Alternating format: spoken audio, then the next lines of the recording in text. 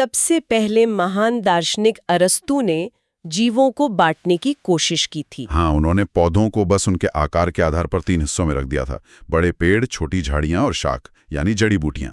और जानवरों को तो इस आधार पर बांट दिया गया कि किन जीवों के अंदर लाल खून दौड़ता है और किन में लाल खून नहीं होता। सुनने में ये तरीका बहुत ही आसान लगता है, जैसे कोई अपने घर की अलमारी में कपड़ों को सिर्फ उनके रंग के हिसाब से अलग कर रहा हो। शुरुआत के लिए वो एक अच्छा कदम था, लेकिन जैसे जैसे इंसान की जानकारी बढ़ी, ये साफ हो गया कि ये वैज्ञानिक दृष्टिकोण से काफी नहीं था। इसके बाद कैरोलस लिनियस का समय आया। हाँ, जिन्होंने विज्ञान जगत को एक नई दिशा दी। उन्होंने जीवों को मुख्य रूप से 2 जगतों में बांटा, जिसे द्विजगत पद्धति या 2 किंगडम सिस्टम कहा जाता है। इसमें सभी जीवों को सिर्फ 2 बड़े खानों में डाल दिया गया था। एक प्लांटी यानी पादप जगत, जिसमें सारे पौधे थे, और दूसरा एनिमेलिया यानी प्राणी जगत, जिसमें सारे जानवर शामिल थे। लेकिन अगर इस 2 किंगडम सिस्टम को गहराई से देखा जाए तो इसमें बहुत सी कमियां नजर आने लगती हैं। बहुत ज्यादा कमियां। इस वर्गीकरण ने वैज्ञानिकों के सामने कई उलझनें पैदा कर दी थी, क्योंकि इसमें एक कोशिका वाले सूक्ष्म जीवों को और विशाल बहुकोशिका वाले जीवों को एक ही कतार में खड़ा कर दिया गया था। बिल्कुल। और जो पौधे प्रकाश संश्लेषण करके अपना खाना खुद बनाते हैं और जो फफूंद या कवक अपने भोजन के लिए सड़ी गली चीजों पर निर्भर रहते हैं, उन्हें भी एक ही प्लांटी डिब्बे में डाल दिया गया था। हाँ, जिन जीवों की कोशिकाओं में एक स्पष्ट केंद्रक या न्यूक्लियस होता है और जिनमें कोई स्पष्ट केंद्रक नहीं होता, उनके बीच भी कोई फर्क नहीं रखा गया। नतीजा ये हुआ कि पृथ्वी पर अनगिनत जीव ऐसे थे जो ना तो पूरी तरह से पौधे थे और न ही जानवर। उन्हें कहाँ रखा जाए, ये विज्ञान के लिए एक बहुत बड़ा सिरदर्द बन गया था। और इसी सिरदर्द ने एक बड़ी वैज्ञानिक क्रांति को जन्म दिया। पुराने सिस्टम की कमियों ने यह साबित कर दिया कि केवल बाहर से देखकर जीवों को बांटना काफी नहीं है। विज्ञान को एक ऐसे सिस्टम की जरूरत थी जो जीवों की अंदरूनी बनावट और उनके जीने के तरीकों को भी समझे। और यहीं पर 1969 में R.H. विटेकर ने प्रवेश किया। उनका 5 जगत वर्गीकरण यानी 5 किंगडम क्लासिफिकेशन जीव विज्ञान के इतिहास में एक बहुत बड़ा आहा मोमेंट था। हाँ, विटेकर ने पुराने सिस्टम की सारी उलझनों को सुलझा दिया। इस 5 किंगडम क्लासिफिकेशन की सबसे बड़ी खासियत ये थी कि विटेकर ने वर्गीकरण के लिए कुछ बहुत ही ठोस और तार्किक वैज्ञानिक मानदंड तय किए। जैसे उन्होंने देखा कि जीव की कोशिका की संरचना कैसी है, क्या वो बहुत ही साधारण है या उसमें एक विकसित केंद्रक मौजूद है। फिर उन्होंने देखा कि जीव का शारीरिक संगठन कैसा है, वो एक कोशिका से बना है या कई कोशिकाओं से। पोषण का तरीका भी एक बहुत बड़ा आधार बना। मतलब क्या जीव अपना खाना खुद बनाता है या दूसरों का शिकार करता है या फिर मरी हुई चीजों से अपना पोषण लेता है। बिल्कुल।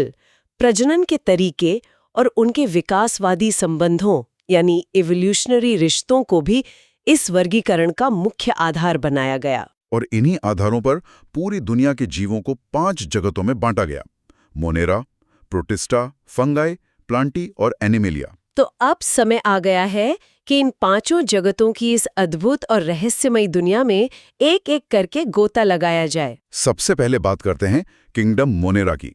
सरल भाषा में कहें तो मोनेरा का सीधा सा मतलब है बैक्टीरिया की दुनिया।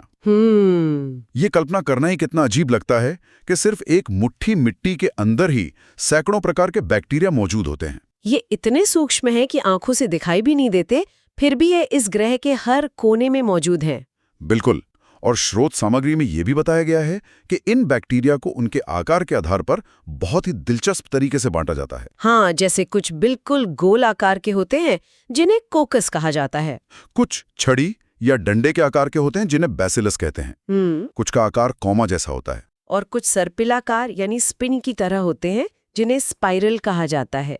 यहाँ जो बात सबसे दिलचस्प है वो ये है कि ये बैक्टीरिया पृथ्वी की उन सबसे विषम और खतरनाक परिस्थितियों में भी जिंदा रह सकते हैं जहां जीवन की कल्पना करना भी मुश्किल है। अगर आद्य बैक्टीरिया या आर्की बैक्टीरिया की बात की जाए तो ये वो सुपर सर्वाइवर हैं जो उबलते हुए गर्म पानी के झरनों में, बहुत ही ज़्यादा नमकीन झीलों में या गहरी दलदली जगहों पर मज़े से पनपते हैं।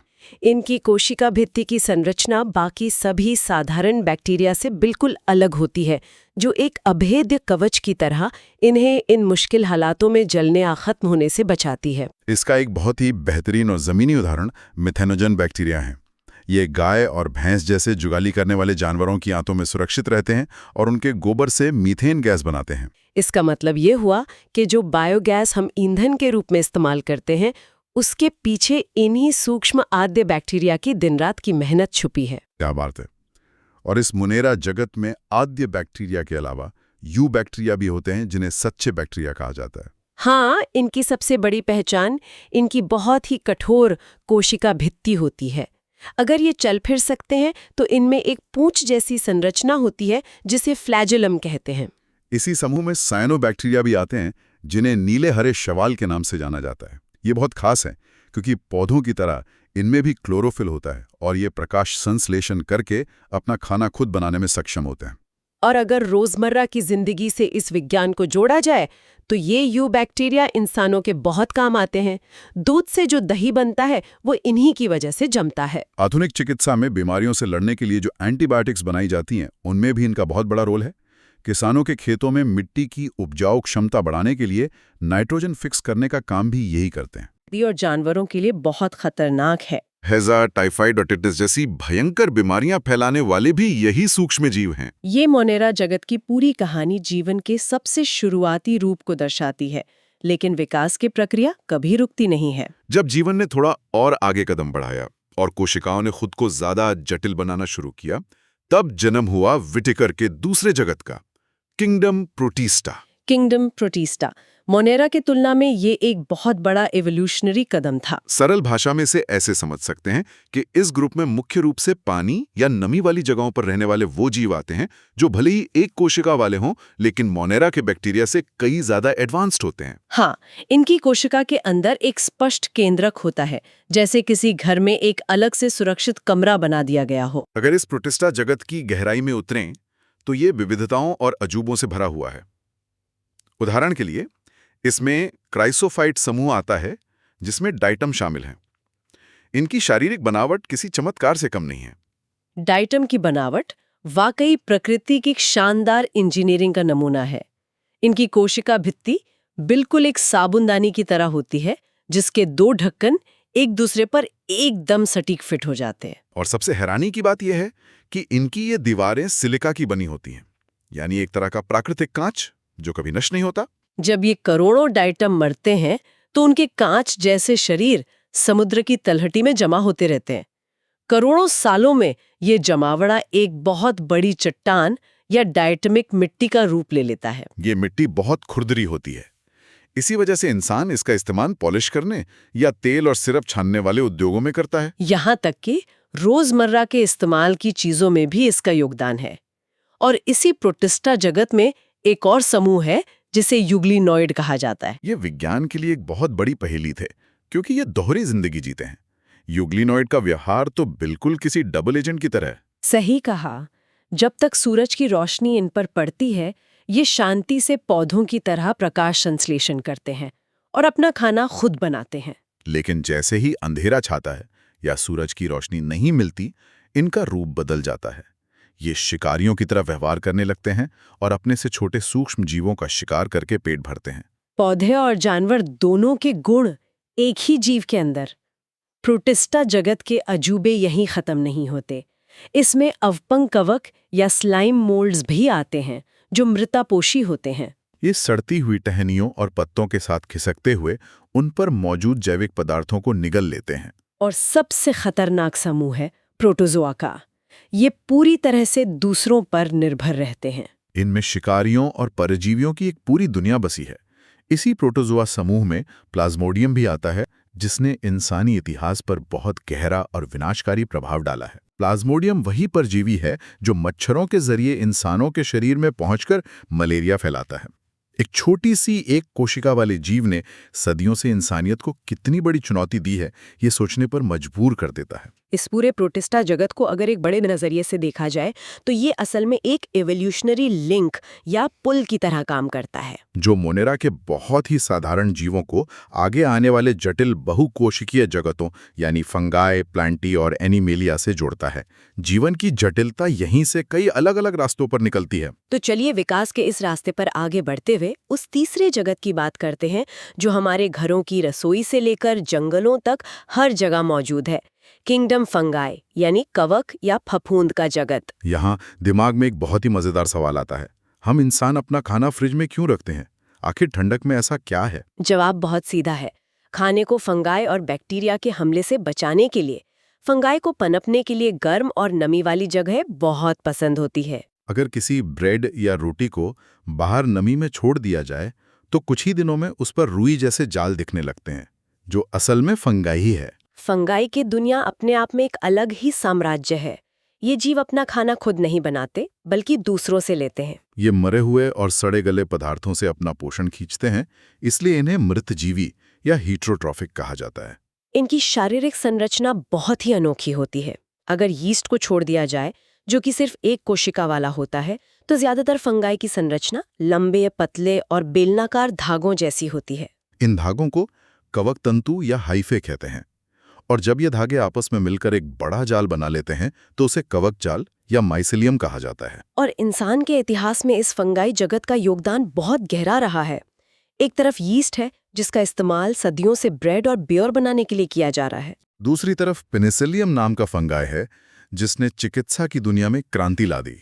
इसी से दुनिया की पहली एंटीबायोटिक पेनिसिलिन बनी थी, जिसने विश्व युद्ध से लेकर आज तक करोड़ों लोगों की जानें बचाई हैं। लेकिन इसके विपरीत कुछ फंगाई ऐसे भी हैं जो किसानों के लिए आफत बन जाते हैं, जैसे गेहूं में लगने वाली जंग या रस्ट नाम की बीमारी, जो पूरी की पूरी खड़ी फसल को बर्बाद कर सकती है। फंगाई की इस भारी विविधता को समझने के लिए वैज्ञानिकों ने इन्हें इनके प्रजनन के तरीकों और संरचना के आधार पर कुछ अलग-अलग वर्गों में बांटा है।